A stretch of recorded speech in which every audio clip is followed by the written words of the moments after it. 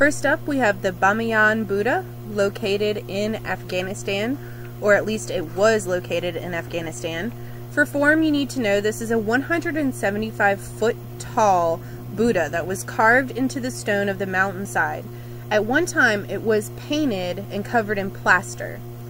For function, you need to know it's religious, obviously. Content, it is a giant Buddha, pretty easy there.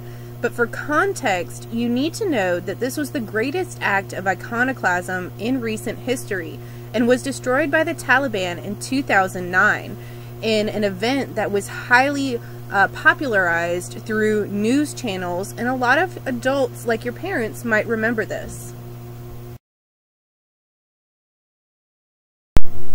Next is the Jowo Rinpoche, or Rinpoche, a very similar figure because it is also a Buddha, but very different because this one is covered in gold and precious stones as one of the most expensive, luxurious Buddha statues that we have in the 250. That makes it unique. What also makes it unique is that it was blessed by the Buddha himself, which is why it's in the 250, and the most important thing you need to remember about the Jowo Rinpoche.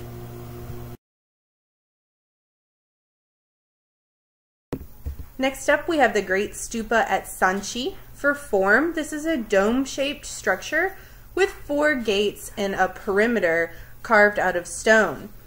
You do need to know that there are 4 gates facing the 4 directions, and of course the 5th cardinal direction, which reaches vertically to heaven.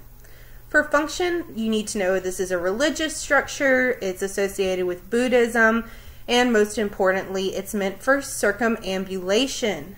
For content, you can say these are highly decorated gates that show the scenes from the Buddha's life and has supposedly the Buddha's ashes inside.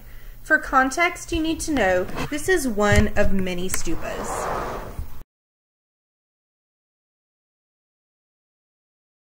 Coming up at number 193, we have the Terracotta Warriors, also called the Terracotta Army. Terracotta is a form of clay, and these people would have been painted with very bright or realistic colors. In addition to warriors, we have weapons, horses, chariots, things like this. And for function, remember this was a grave object to represent the power of the patron. He wanted to take his army with him into the afterlife after death, and so had all of these sculptures buried with him in his tomb. And the him we refer to is, of course, the Emperor of China. For content, remember that each warrior was an individually sculpted person. There are no duplicates of the people. They are each individuals, just like each soldier would have been an individual person. Next up, you have the funeral banner of Lady Di.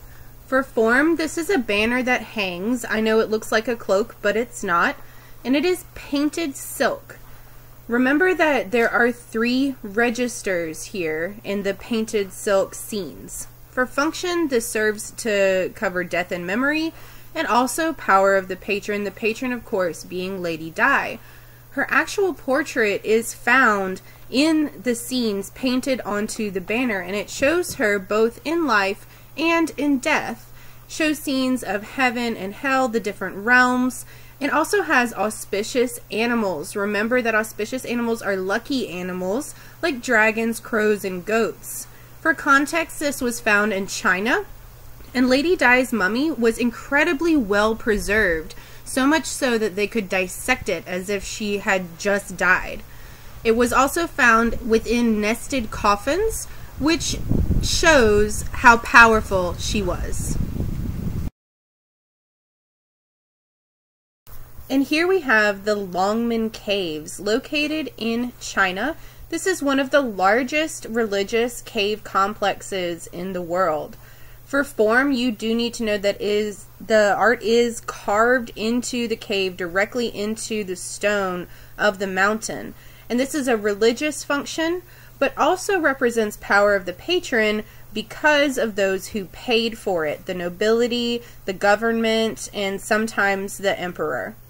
For content, you need to remember there are thousands of Buddha statues, and they're carved into small niches, but also the giant Buddhas and guardians out front.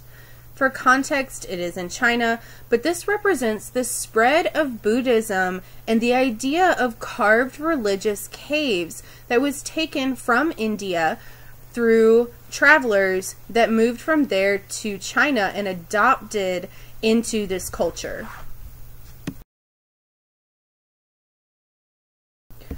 Next is the gold and jade crown.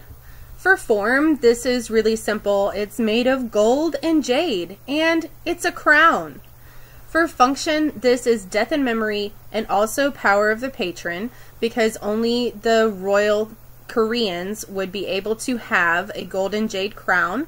For content, put that the tree shape with the branches reaching up represents the lineage of royalty to heaven, and the roots go down onto the person's head and represents that line of royalty. For context, this is a Korean work, but it was not wearable in everyday life like for court functions because it was so fragile and that gold is so thin and finely worked that this was only really wearable in death and would be buried with the royalty who wore it.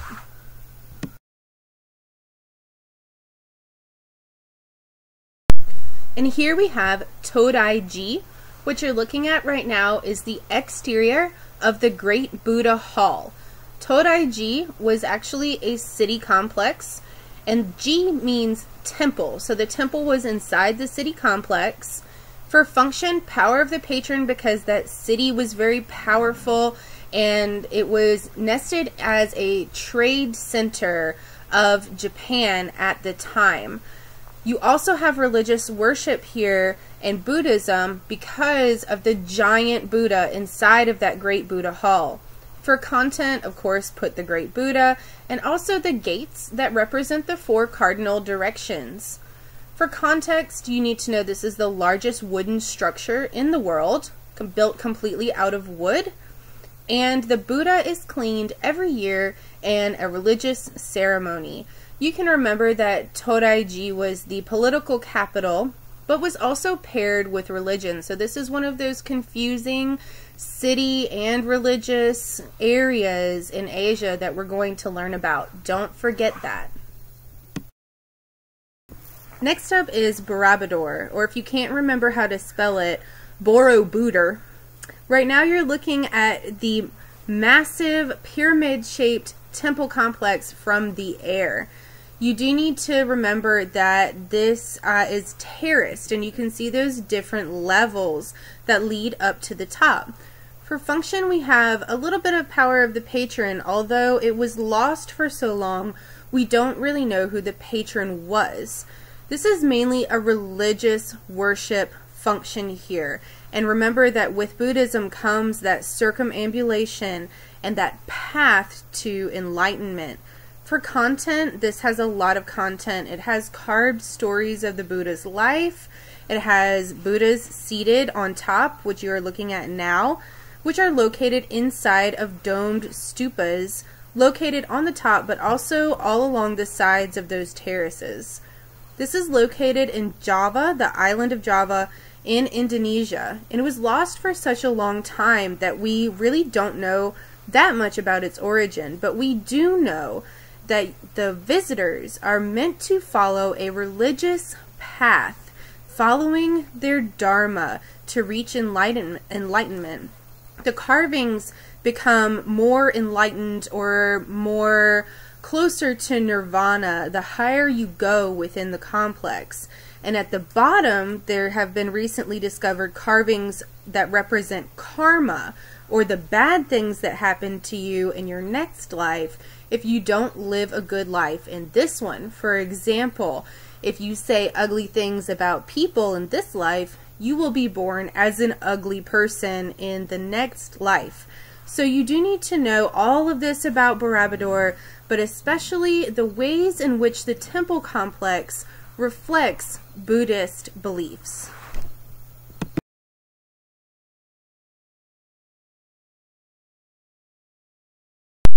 Our next work is the city and temple of Angkor. Remember that Angkor Wat is the temple and Angkor Thom is the city.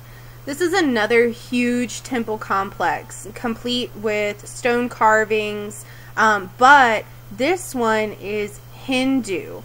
So you need to know that Angkor Thom is the city, of course, which surrounds Angkor Wat as the main religious architectural structure here. For content, you have several different stories from the Hindu religion. They focus on Vishnu and Shiva, two gods. You might remember Shiva from Shiva Nataraja. You also need to know that the buildings are shaped like mountains, and those mountains are the Himalayan mountains because these are sacred in Hindu culture. This is located in Cambodia and has political and religious functions both. It also includes Buddha heads, which represent the 4 cardinal directions. Now, even though this is mainly Hindu, remember that the spread of Buddhism through Asia kind of crosses over. So we see some of the elements like the Buddha heads in a mainly Hindu structure. You have several different images that go with Angkor, but the easiest way to identify this one is the moat that goes around it, that barrier of water that people have to cross to get in. And remember that the water barrier here represents the primordial waters, or the source from which all life came. In conjunction with that, you also have this scene called the churning of the ocean of milk, in which the creator god is churning up that ocean to bring out all the treasures that it carries, including some of life itself.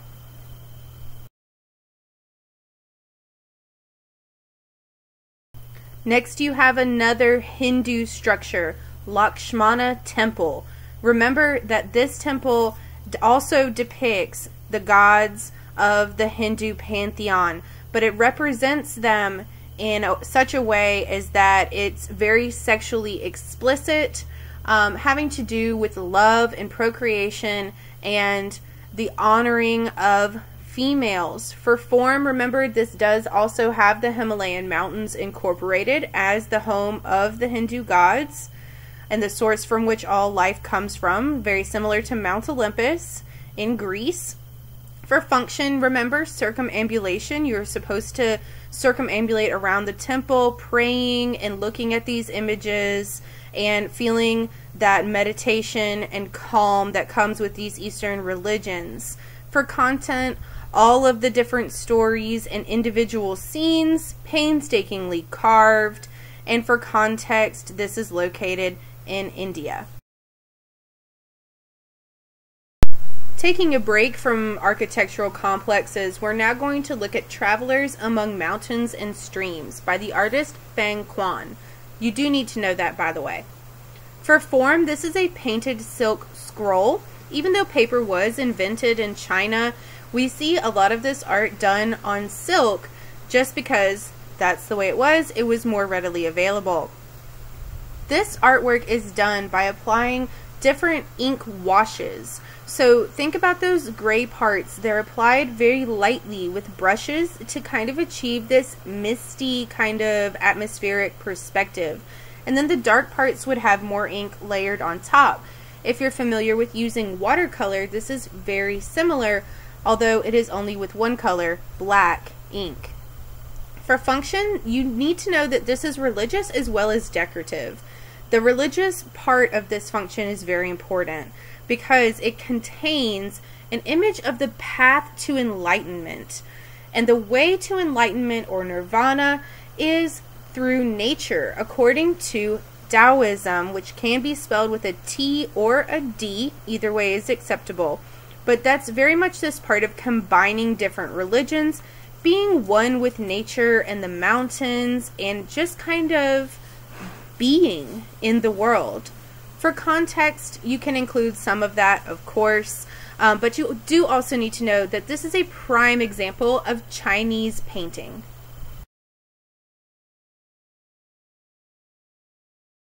Next up is another Hindu work we have here. This is called Shiva Nataraja, or Shiva as Lord of the Dance. Remember that for form, this is metal, and it is relatively small. It's portable. It represents the god Shiva, who is destroyer of worlds. So he's performing his dance to end all worlds, and it's full of religious symbolism, including the mudras, which are the gesture of his hands, which mean different things. He has many arms. That's representative of Shiva, remember. He has cosmic rays that are coming out of his head. That's not lightning bolts. Well, I guess it kind of is lightning bolts, but it's not his hair. Those are cosmic rays, and he's surrounded by a halo of cosmic fire.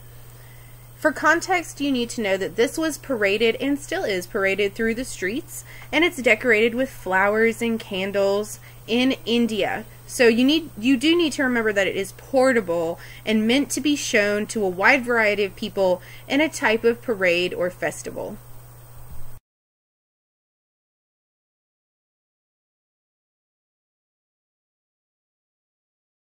Next is the night attack on the Sanjo Palace. This is a painted scroll, and it's really, really long, but it was meant to be unrolled in sections like you would read each page of a book and then turn the page. So you would unroll the scroll and then kind of unroll some more to read that. It was meant for viewing up close, and it tells a story. That's what narrative means. This is a non-religious narrative, and instead tells us the story of an attack on the Sanjo Palace. So it's part of Japanese history.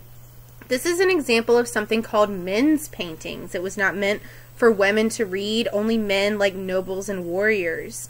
You do need to remember that it has text and images together, and being part of Japanese history, it is read from right to left. If you read manga, this is very similar. You have text and images together, and you read it backwards. Next up, some sculpture. Here we have the David vases, not created by a guy named David, but found by a guy named David. For form, you need to remember that this is cobalt and porcelain. You can just say clay. For that cobalt, it's pretty easy to remember because your art teacher is severely allergic to cobalt. For function, you can say that these would decorate an altar, and it also represents the power of the patron. For content, you can say the blue dragons, auspicious animals, that represent the link between heaven and earth. The handles are shaped like elephant heads, complete with tusks, but the most important part about the David vases is that they have a specific date of creation inscribed on the neck. That is why they are in the 250, because this is a very rare occurrence with these types of vases. For context and interesting story, these were donated by a rich nobleman as an offering to kind of ensure his entrance to heaven. But he gave them to a monastery where the monks lived like poor citizens and didn't have any money. So here they have this living in poverty, but they have these elaborate, expensive vases as part of their altar. The vases also had an incense burner that came with them, but it's not included in the 250 because it has since been lost.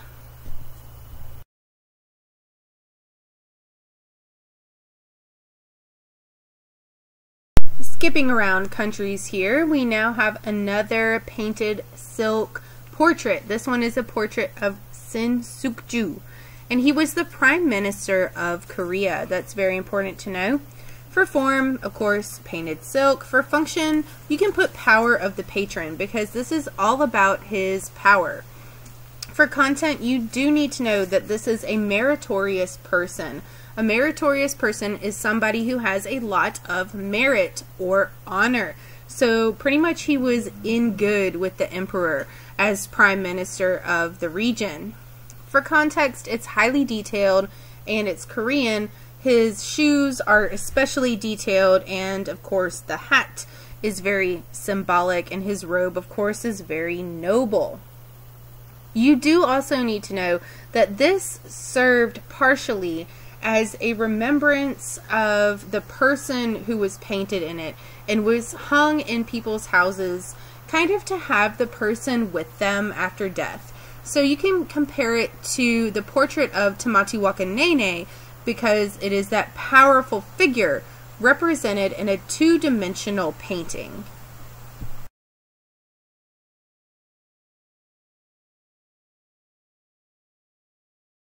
Next, you have the notorious Forbidden City, the communist capital of China, located in modern-day Beijing. You can still visit this city, by the way. For form, this is a massive city complex. For content, it does have religious areas and also living spaces for things such as concubines or wives, along with the emperor and the nobles.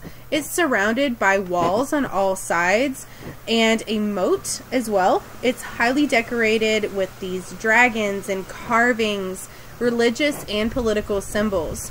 It has a portrait of Mao Zedong on the main entrance.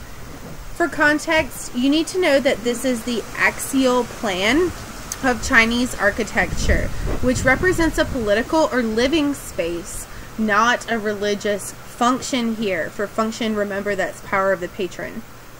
If you recall, we did an activity on the Forbidden City in which only a few of you got to go in and visit the emperor, and then a couple other ones who were also important got to stand right outside. And you guys benefited from seeing the emperor because he gave you candy, right?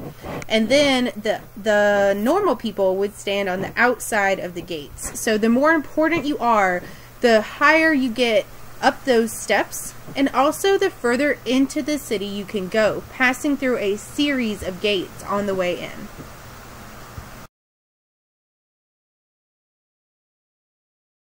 Here we have Ryoan-ji for you. Remember that Ji denotes a temple or a sacred space. Ryoan-ji has a dry garden and a wet garden side by side, and for function, this would mainly serve as a meditative space, a religious space. However, they also perform tea ceremonies here even today.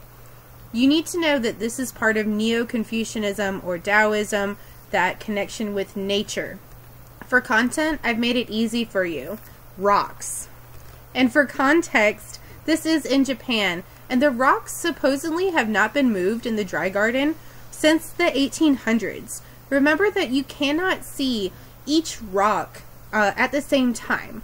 So it has to do with that changing of perspective. You cannot get a whole picture of the world unless you move around and look at things from a different spot. The big rocks represent the mountains, and the small rocks represent the sea or the ocean.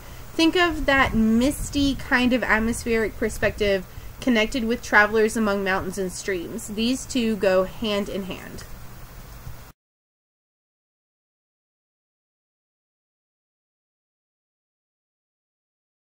Next up, you have another work that incorporates nature and the simplicity of that. For number 210, you have white and red plum blossoms. For form, this is a painted silk screen, which means that it was meant to be a room divider. We still do see these today. It comes in two different parts.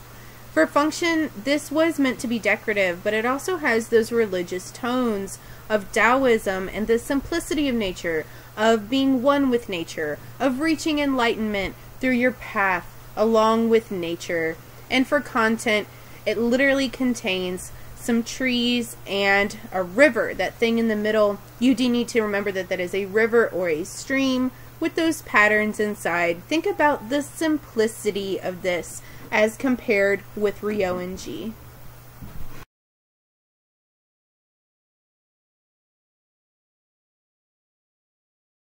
For number 211, you have another natural scene, the Great Wave of Kanagawa. You do need to know this was made by an artist named Hakusai. For form, this is a woodcut print. It is not a painting. That means that it is one of many kinds of reproductions. A print, remember, that is carved out of a wood block. For function, this was sold as a souvenir to tourists in the area. But it also has those tones of Taoism, nature versus man. And also the power of nature in this one, that wave taking over that tiny boat. For content, of course, the wave, you have the boat there on the bottom left. You also have another boat in the right hand side. And Mount Fuji is there in the middle. And the mountain looks so small against the power of the ocean, and the power of that wave is almost consuming or crashing over Mount Fuji, which was the greatest mountain in Japan. So think about that, the power of nature. For context, they want you to know that this was based on a new technology, that of woodcut prints. So everybody could buy a piece of art when visiting the area. It was very easily reproducible before the invention of the printing press.